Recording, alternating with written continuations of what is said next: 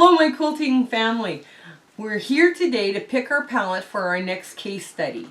Our next case study is going to be the Friendship Star.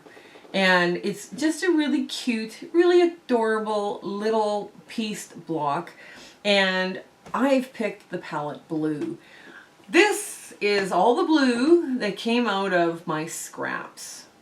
This is all the blue that no longer fits into my blue bin. So we have to kind of like really chisel at this to get this. So I want you to, when you're doing this, think about your palette and what you're being overrun with in your scraps and pull all of those out.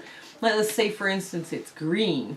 Well, you want a variety of green. You just don't want, you know, one shade of green. You want a bunch of different shades of green so you can make your quilt look really scrappy.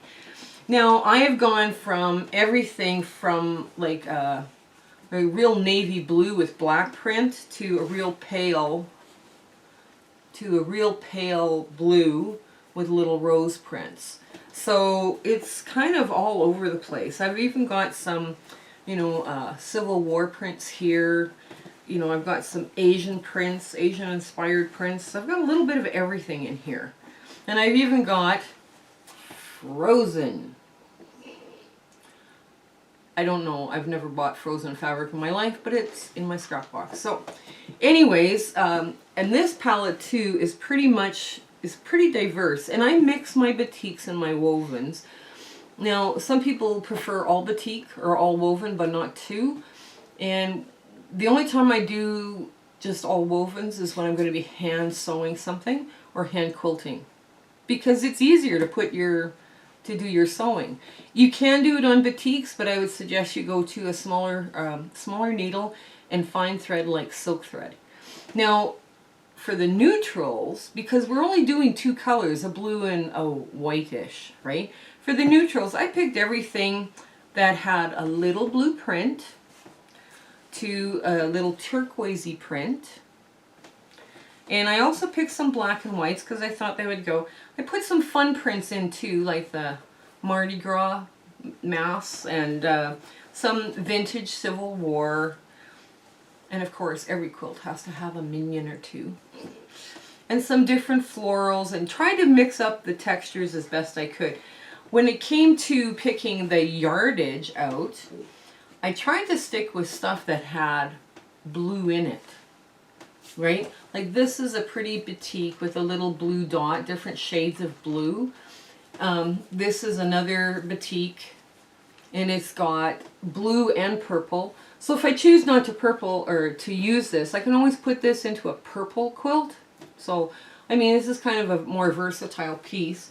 I've got something with cars. You know, this is going to go for kids, you might as well, and it does have blue. And I have some Downton Abbey Egyptian fabric, which is kind of really lovely texture to this, right? So anyways, as we're going through these, you know, we've even got an owl print in here. So as we're going through, hopefully we'll be dwindling this down as much as we did the browns.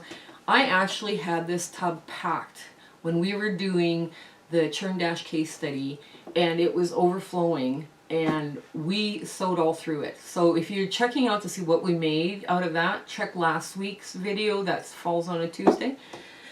I'm so looking forward to getting into this and playing with friendship stars and just having a lot of fun with this. We can take these very traditional blocks and make them something of ours and something of our creative spirit. And it's just fun to play. Okay, we hope to see you again next week. Bye! If you have questions about what you saw in this video, or you have ideas for content or something you want to see us do, please put those comments in the description below. But also, while you're there, like, share, and subscribe with your friends. That would really help us out. Okay, I want to thank you and have a great day.